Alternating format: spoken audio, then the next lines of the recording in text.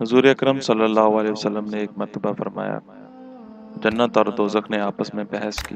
दोज़ख बोली कि मेरे अंदर बड़े बड़े तकब्बर करने वाले फ़िरऔन, शद्दाद, नमरूद जैसे ज़ालिम शहंशाह क़याम करेंगे।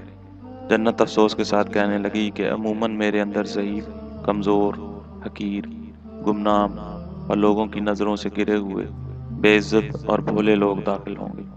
तब अल्लाह ताला ने इरशाद फरमाया, ए जन्नत, तू मेरी रहमत का मकाम है। मैं जिस पर रहमत करना चाहूँगा इसको तेरे अंदर दाखिल करूँगा। और दोज़ख से फरमाया, ए दोज़ख, तू मेरे अज़ाब की जगह है। जिस पर अज़ाब करना चाहूँगा इसको तेरे अंदर दाखिल करूँगा और तुम दोनों का पेट भरूँगा। लेकिन दोज़ख नहीं भरेगी जब तक कि रब्बुल इज़्ज़त अपना पाँव इसमें न रखेंगे। इसके बाद दोज़ख अर्ज़ करेगी, बस इस वक्त भर जाएगी। और अल्लाह ताला नहीं जुल्म करता अपनी मखलूक पर, और जन्नत भरने के लिए अल्लाह ताला मखलूक पैदा करेंगे।